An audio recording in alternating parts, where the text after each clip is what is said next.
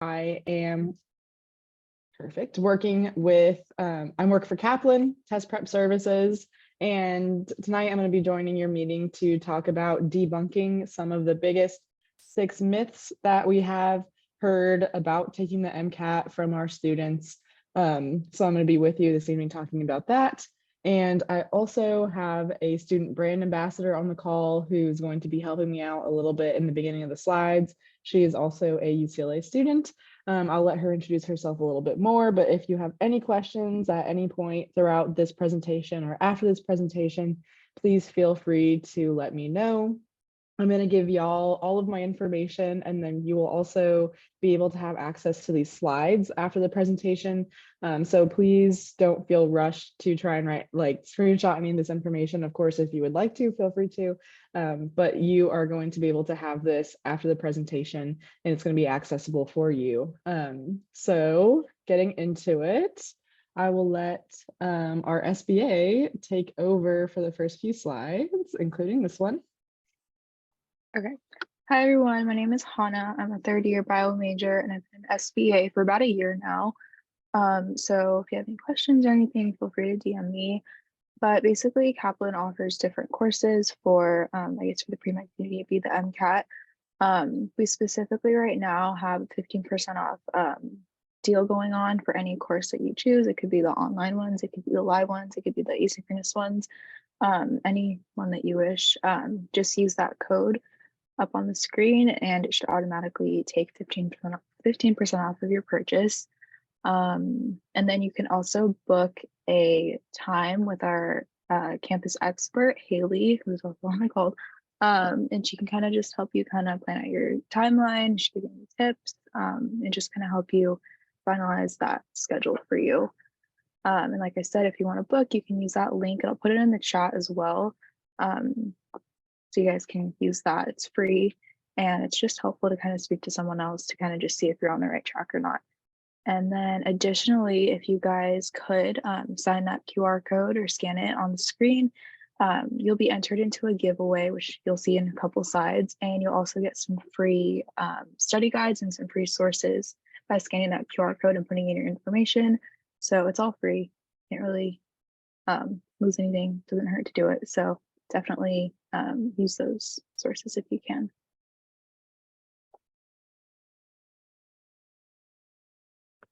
And then, like I said on the previous slide, there's a Apple Study Bundle giveaway that we're doing. So if you scan this QR code on the screen and put in all your information, all the stuff listed here is included in the package. So the more you enter, the more you can win. And yeah, so definitely enter that if you can, because that's some pretty cool stuff to win.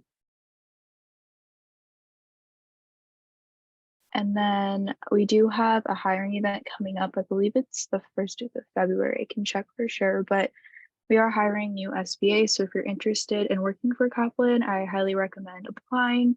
It's been a great experience for me. It's super chill, super easy. You create your own work schedule, so it's super flexible with all classes and other work commitments that you have. So it's been a really great opportunity. I've met a lot of people. And you get to connect with a lot of different clubs on campus, which has been really fun. And you get paid for it, which is obviously a perk. And then you also get a free Kaplan course if you're choosing for whatever test you want to take for grad school. So that's also a pretty cool thing. And then you also get to attend different workshops and different events. It's always fun. Perfect. All right. Thank you. Great job. Appreciate it. Now we're going to get into the presentation.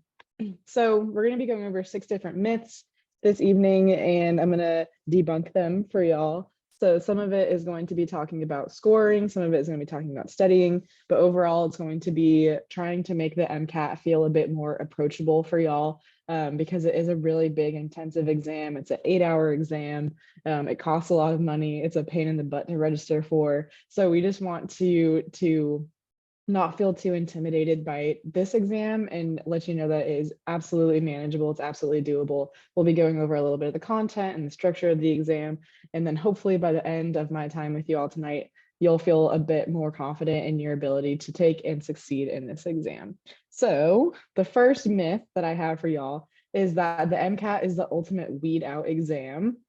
We like to say that this is a myth because while it is absolutely important, your MCAT and your GPA score are the two most important things when applying to medical school. It's also not the only things we're going to talk about in a second.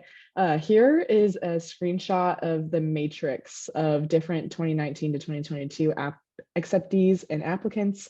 So across the top, you can see the applicants' total MCAT scores, and then across the left, it has their GPA total. And for almost every score, there is a matching GPA that goes with it, and it shows you the different rates of acceptance based off of a person who scored this level on the MCAT and what their respective GPA was.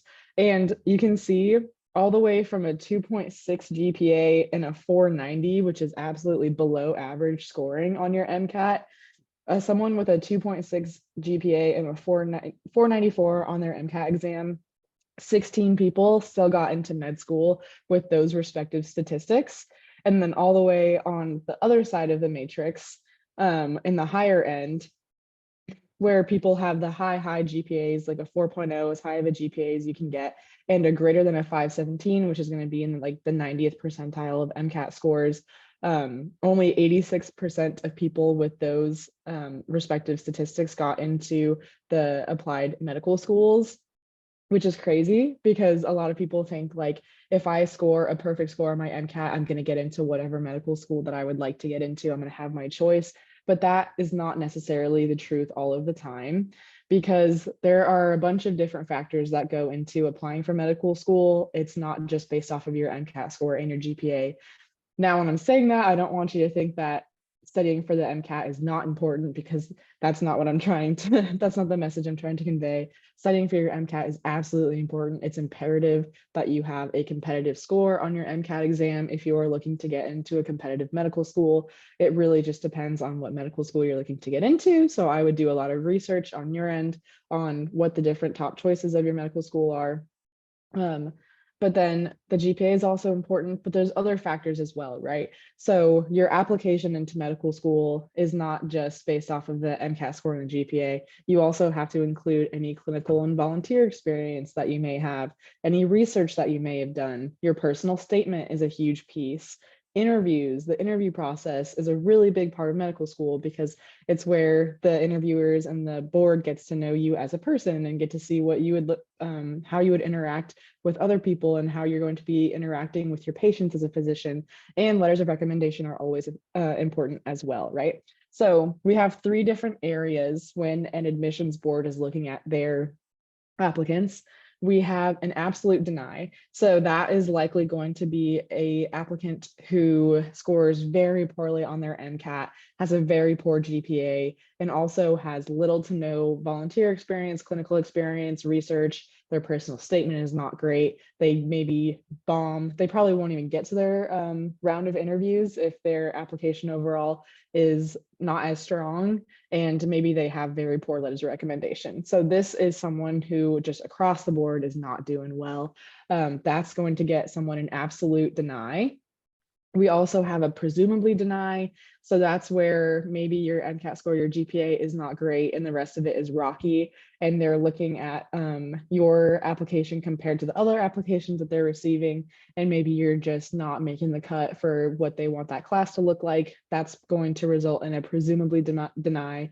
But maybe there's a chance, maybe your letter of recommendation or your personal statement explains some extenuating circumstances that you may have for the different areas of your application that are not as strong. So that's why it's presumably. There's a chance they could change their minds. There's also a presumably admit on the flip side of that. So that's when maybe someone has a really strong MCAT score, really strong GPA, and really strong in the rest of their areas of their application. But I hope you notice there is no absolutely admit.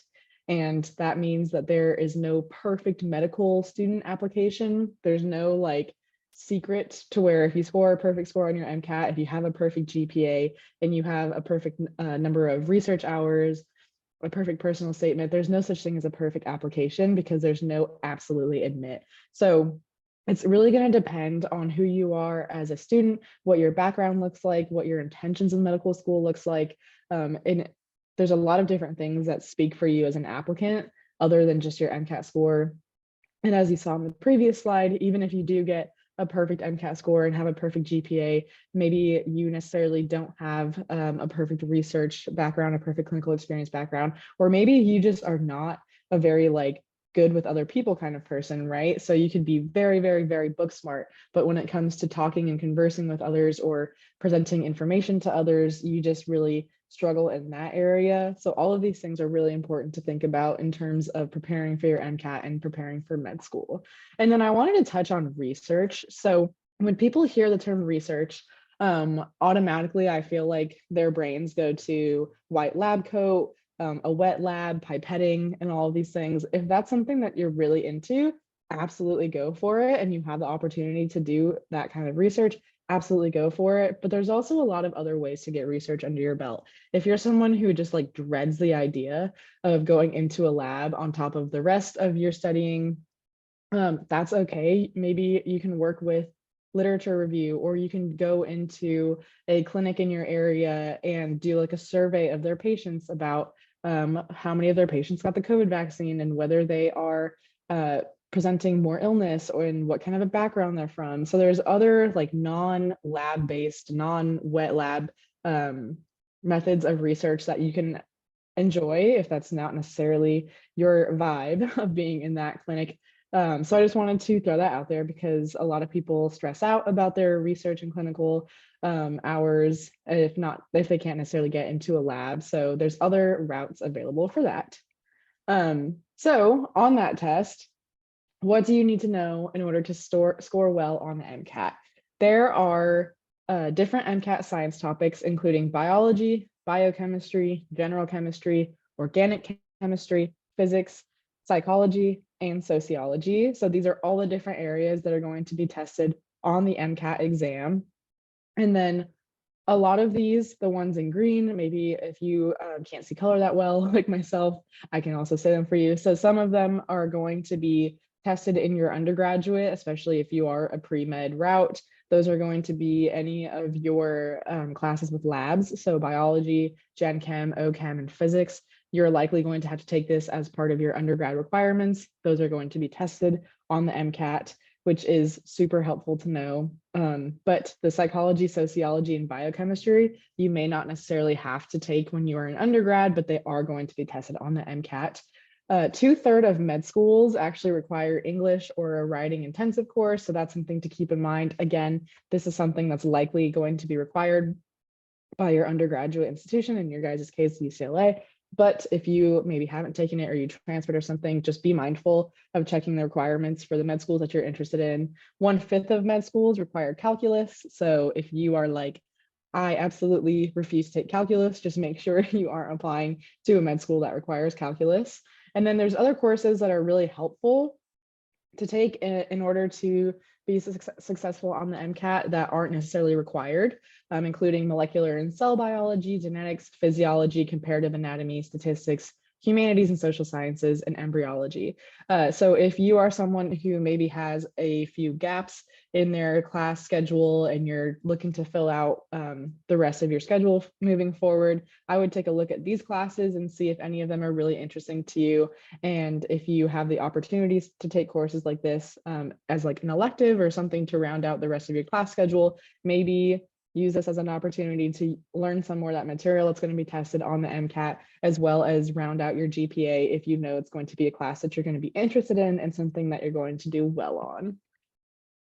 So myth number 2, the MCAT is primarily a science exam. This would make sense, right? Because we are being tested on all of those sciences that I just listed off to you, including psychology, sociology, question mark if it's a science for some people, but they would make sense that the MCAT is going to be primarily a science exam. We like to say that this is a myth because the MCAT is a critical reasoning exam. The MCAT is more about testing your content and critical reasoning skills and using all of the basic foundations of those different science backgrounds that you can to answer the questions that they're asking. The MCAT is using these questions, and we'll go over a few later on in the slide, to really reason if you are going to be able to take in all the different science content and take in all of the different information that's being offered to you as a physician when a patient comes into your clinic, comes into your hospital and presents with a bunch of different symptoms and backgrounds and histories, if you're going to be able to successfully take all of that information, weed out what is really important, weed out what is fluff, and stick to the information that is going to help you give a proper diagnosis and properly help you treat that patient. So we like to present a few different MCAT skills that are absolutely crucial to scoring well on the MCAT. One of them being scientific reasoning and problem solving, which is going to be essential to your success because a lot of the questions are going to be based in science, and they're going to present you with a question that is asking about a patient who has had this history and they're showing these symptoms and showing these signs, and you're going to have to predict which one of the options available for picking is going to be the proper way to move forward with this patient. The MCAT is a completely online administered exam, so it's completely administered online, and it's also completely multiple choice. So a lot of it is going to be passage based, where you're probably problem solving off of a passage. There's also experimental and research design. MCAT science knowledge is going to be a foundation for a lot of the questions. You're going to be expected to know a good foundation of science based off of the different subject areas that they're testing you on. Data and statistical skills are going to be super important to be able to analyze like data and statistics based off of patients and what their symptoms are and their histories. And then as well as MCAT test expertise. We say that MCAT test expertise as in knowing the way that questions are structured, knowing what the passages are going to look like, being able to identify what a question is actually asking you based off of these passages are going to be a super critical skill, because you are going to be sitting for 8 hours with this exam. And the quicker that you can read through these questions and identify what they are actually asking you and not necessarily pay too much time on the information that is not relevant to the question, the quicker you're going to be able to answer the questions on the MCAT, the more confident you're going to feel, and the better overall exam that you're going to be able to take. So myth number 3 is that the MCAT tests you like your science professors did. Some people think that the MCAT is just an 8-hour-long version of their social classes, their psych classes, their physics classes, and that is not necessarily true. A big thing about the MCAT is that it has 4 different content section areas, 3 of them being based in science. One of them, the CAR section, critical analysis and reasoning skills, is not based in science at all. That section is more just based on your ability to read a passage. Sometimes it's about visual arts, sometimes it's about different literature, sometimes it's likely going to be not necessarily based in science at all. And it's going to be more about your ability to read through the questions and make predictions based off of different information that they are providing to you. But the other 3 sections, chemical and physical foundations of biological systems, biological and biochemical foundations of living systems, and psychological, social, and biological foundations of behavior, they are all going to be based in science. And they're going to test your ability to understand and apply the different science topics within one another. All 4 of these sections are scored up to 132 points, with the median average being 125 points scored in each section, with a possible total score of 528 points on the MCAT exam. So every section requires integration of content except for the CAR section. That's every science section. And as you can see, each one of the different science sections have a variety of different sciences tested within them. So in the chemical and physical foundation section, they're going to test you on biology, as well as biochemistry, as well as general chemistry, as well as organic chemistry and physics. So it's not going to be like in my AP World History test when I was in high school. It was super helpful because the test read from the oldest question all the way through, like on a timeline. The first question had to deal with like the oldest part of ancient history that we were being tested on. And then the last question was the most recent question that had been like the 2000s that they were testing us on. That's not really how the MCAT works. The MCAT works by integrating all of the content within each other. So it's not a very like timeline based exam. You're going to be expected to jump between physics and biochem and psychology and sociology throughout the entire 6 hours that you're being tested on science content, which is a lot to study for. And being able to strategize and train your brain to be able to jump back and forth between content areas for that long and in that many different sections is part of the game of studying for the MCAT, and is how you're going to be successful in scoring highly on the MCAT, or shooting for that perfect score that you're looking for, whatever it is for you. We also recommend studying in a certain order. So we recommend interleaving or mixing the different MCAT sections, starting with the basics of every single topic. This can look like if you are beginning to study, maybe you have the books and you don't know where to study, or you are self-studying and you just like don't have an idea of where to begin.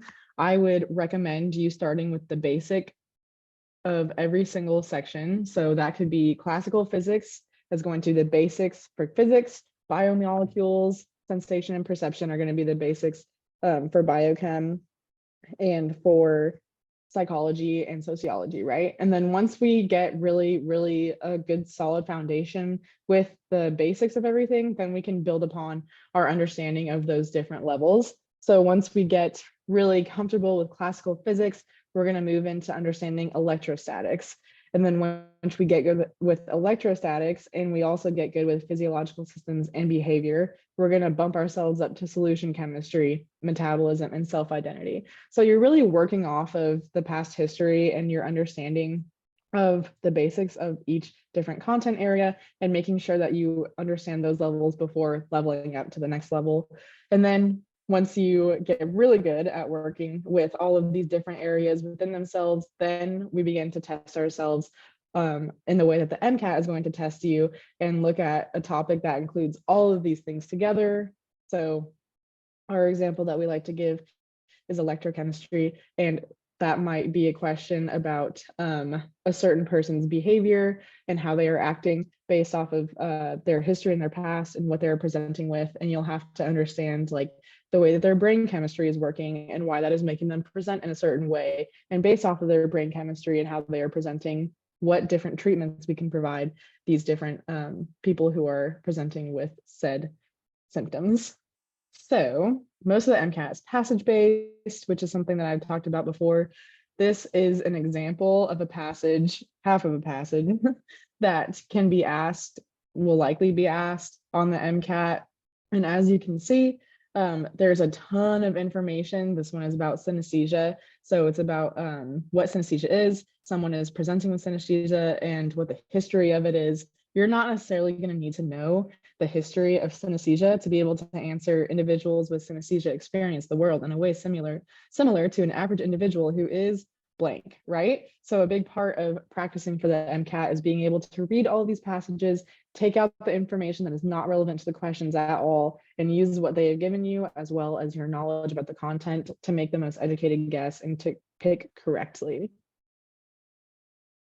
So an anatomy of an MCAT question is the following. I've given you guys the answer here, but if you want to take a second and read it, I can also read it for us.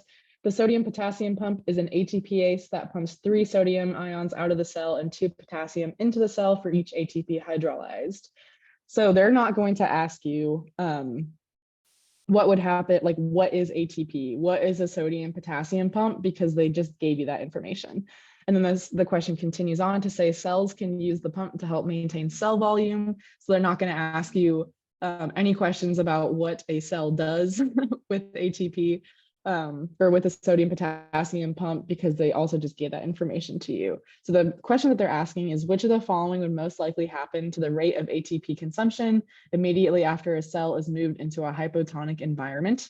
A lot of people, when I don't give them the answer, say it would increase and then decrease, because that's the way that the sodium potassium pump works. It increases it and then it decreases it to achieve a neutral environment. But the question is asking specifically what happens immediately after a cell is moved. So immediately it would increase and then you're done, right? It's not asking you to think of the entire process. It's asking you immediately what happens. Immediately it increases. Okay, that's the answer. I'm done with this question. I'm moving on. And a lot of the questions are going to have a right answer and a question or an answer that looks right. So the increase then decrease, you know, in your brain is right, because that is what happens at the end of this process. But in the niche details, that's not necessarily what they're asking of you. So it's just really important to do a lot of practice questions and to be able to identify what necessarily they are asking of us in these questions. So myth number 4, you should focus on all MCAT content equally. This is very important to do, but we like to say that's a myth because there's going to be content that you are naturally going to be better at, depending on what your strengths are as a student, what you enjoy learning the most. Personally, I was a psychology and a biochemistry/bio person, and I hated physics. So I needed to spend a lot more time studying the physics content of the MCAT than I needed to the areas that I was better in. If you are taking an MCAT course or any of the ways that we advise people to study for the MCAT, it's going to look like a 3-pass system that you have here. The first one being instructional order. So that is going to be, you're going to have a first pass is just going to be content refreshers across the board for all of the different content areas, just to make sure that you are up to date with like the basics of all the different content areas.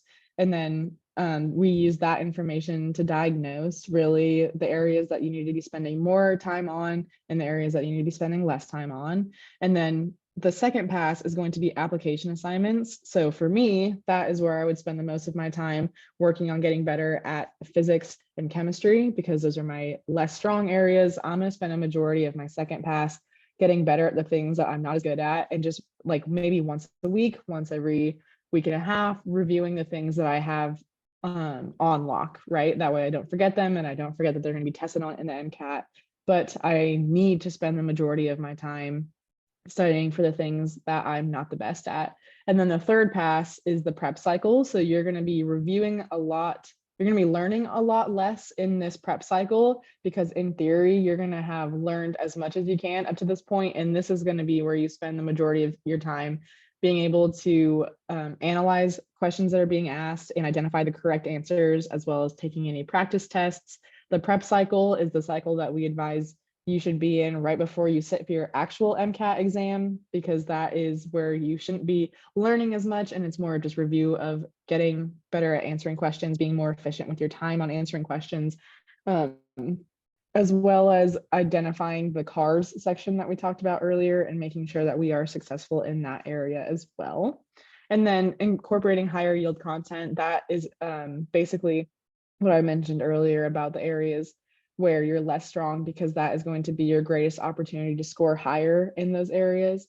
When you take a MCAT course with us at Kaplan, we do that for you. So we identify your higher yield content for you based off of practice tests, based off of any of the quizzes that you take. We use that information to really analyze and see what areas you need the most practice with. That way, when you sit for that exam, you are scoring higher in those areas. We advise you to skip what you already know, because you already know it. And if you need like a confidence boost and you want to feel like really good with answering some questions and answering them quickly and correctly, then you can go back and study what you already know, but don't spend a majority of your time studying for the MCAT on material that you already know, because it's not going to be an effective use of your time. We recommend at Kaplan, we recommend studying 300 hours for the MCAT exam. That includes all of your studying, practice tests, and content review. But we don't recommend you spending all 300 hours on the things that you already know. And that's a lot easier said than done, especially when you get into studying. So the best way to be able to stick to a study plan is to make a study plan. And that would be studying the things that you really need to score most effectively on. We use at Kaplan, we use placement quizzes before each lesson that shows us where you're scoring in each different section and how much time you're going to need to spend on different content areas. And then say you're taking a Kaplan course and you ace that quiz, you get to skip that unit entirely. We don't want you spending time on it because you already know it. That's the fastest way to heighten your score, whether you are studying with Kaplan or studying on your own. The fastest way to heighten your score is to study the things that need more time. So myth number 5 is that there is a one size fits all MCAT prep. This can include going onto YouTube and looking up how to score a 521 on MCAT exam. Some people might have some really great ideas out there, some really great study guides out there, a great calendar out there, but you are individuals.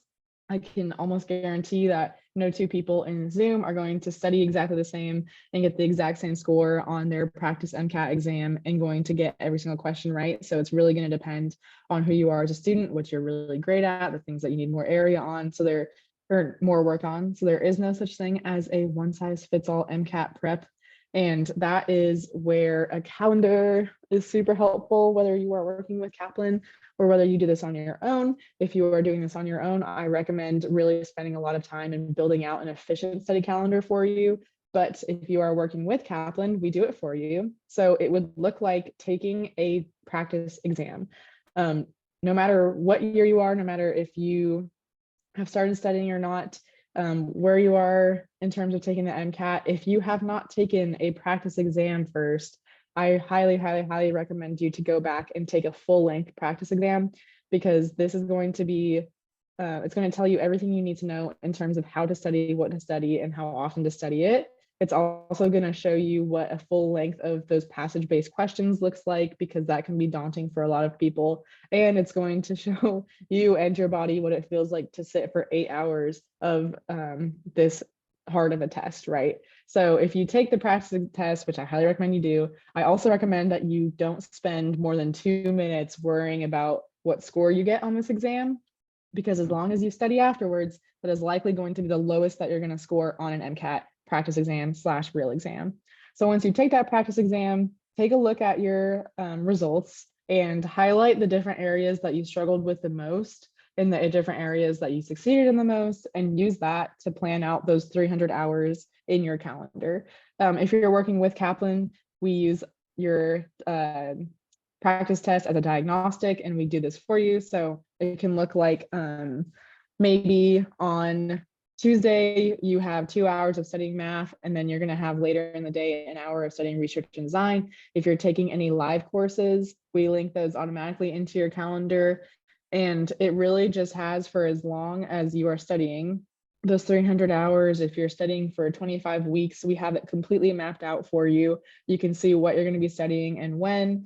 And it also includes any of the workshops that we may have at captest.com. We have a lot of free workshops, including creating an MCAT study plan, any content review areas, admissions guides. We have current med school student panels. We have a lot of free workshops that are just really helpful if you have any questions about a certain topic or any questions about the application process.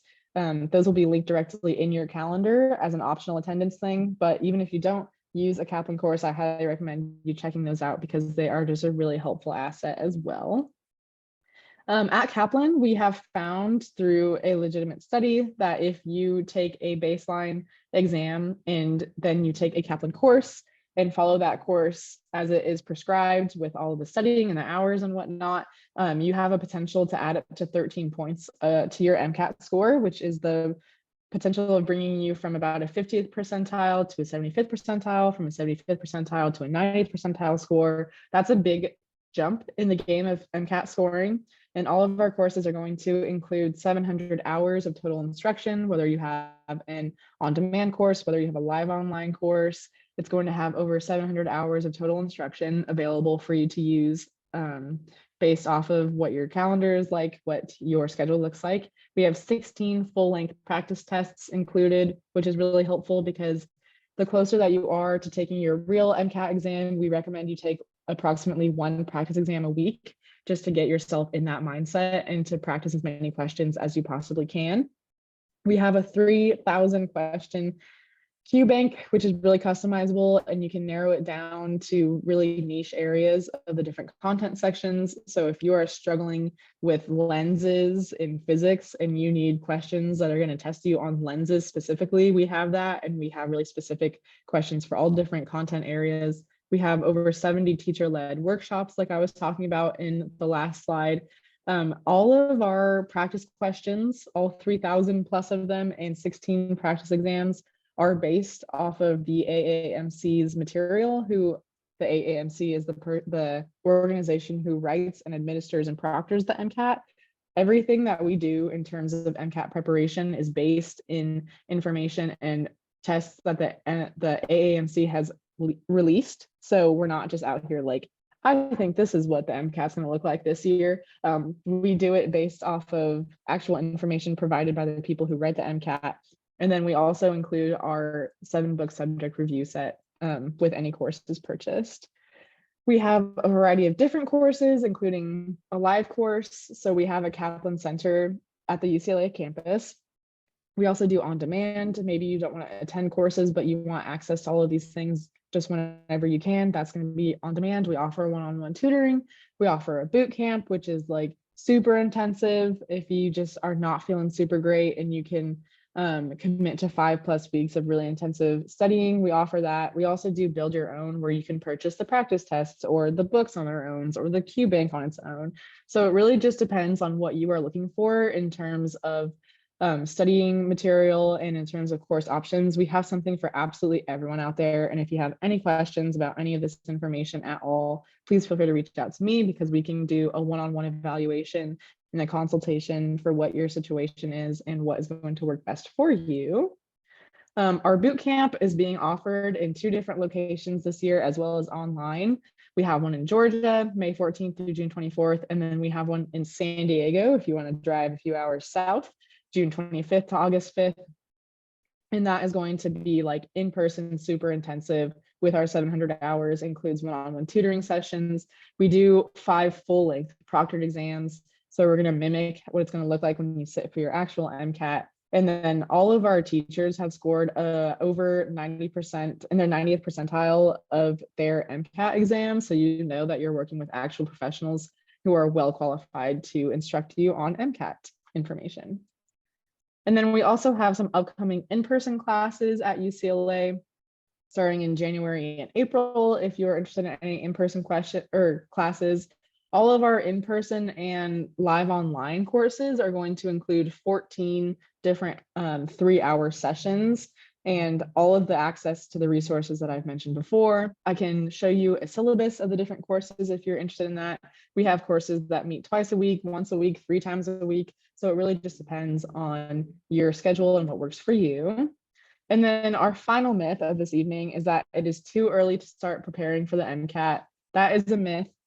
However, if you are a freshman right now, maybe, wait until your sophomore year where you are like fully adapted to being a college student to really begin sitting down and hunkering for this exam, spending those 300 hours. It's always helpful to look at like the application process and the different content that's going to be tested on this exam. But if you are a sophomore or a 3rd year or a 4th year taking a gap year, it's never too early to start preparing for this exam, because it is such an intensive exam. And most likely you're not going to be able to master all of the different content on this exam. So the more time you spend on it, the better it's going to be for you.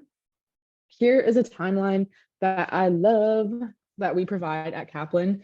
So the dark purple is going to be what is ideal if you are not looking into taking a gap year and you're trying to just get straight into med school. You're going to want to take the MCAT the spring of your 3rd year, so the spring of your junior year, and then study for it up to 4 to 6 months before sitting for that exam. It will take you about a month to get your MCAT test results back, your scores back. So just keep that in mind when you are looking to apply, because rolling admissions for medical schools open in May and they close in approximately August, September. A lot of schools are rolling admissions, which means that once they open the application window, you can apply whenever you are ready to. But once they receive their full med school class and the people that they are looking to interview for their class that year, they're going to close it. So it is really helpful to get your application, to be one of the first people to get your application in for that school. But that doesn't necessarily mean submit an application just to submit it. You want to make sure you have a well-rounded application besides just your MCAT and your GPA. You want to make sure you have good letters of rec, a good personal statement, and that your research and clinical hours are as well-rounded as possible. We also like to advise people who are thinking about taking 1 or 2 gap years. So if you are thinking about taking one gap year, you're going to apply the June of your senior year. And then if you're taking 2 gap years, you're going to want to apply 1 year before you start med school. So just really helpful if you're thinking about taking a gap year, or you always wanted to know what maybe that could look like if you want to get more clinical hours, more research hours. If you want to just spend a little bit of time not in school before you go back to school for 8 years, just know that that is definitely an option. And we are starting to see a trend among first year college students or first year med students that they are trending towards 24, 25 years old. So we are starting to see more people feel comfortable in taking gap years to round out the rest of their application. And then maybe you have already taken your MCAT and you're ready to apply to med school this May. That is super great. We have medical school admissions counseling as well here at Kaplan. So we're not just here to see you through your MCAT and then call it quits. We also can help you with the interview process or analyzing your personal statement or working on your resume. So we have professionals at Kaplan who make sure you are ready to go, ready to be fully submitting your application and feel that you are submitting as strong of an application as possible to med school. So that is super helpful as well. And then this is going to be our different segues of where you can practice.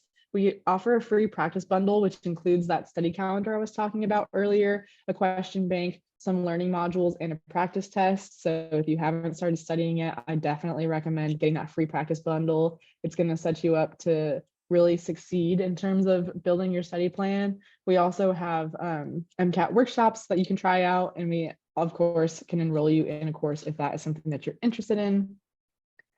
Thank you for letting me talk to y'all this evening. This is my information. My name is Haley Miller again. That is my email, haley.miller@kaplan.edu. If you have any questions after this, feel free to let me know. And then there is my calendar link as well. So if you want to talk about any course options or anything that I've mentioned throughout this presentation, feel free to just book some time with me. It's completely free because you are a Kaplan partner.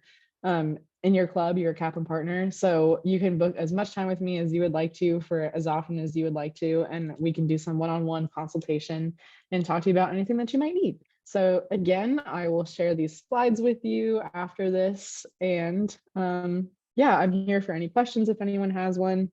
If not, thank you for letting me talk to you for the last 42 minutes, and have a great rest of your Tuesday evening.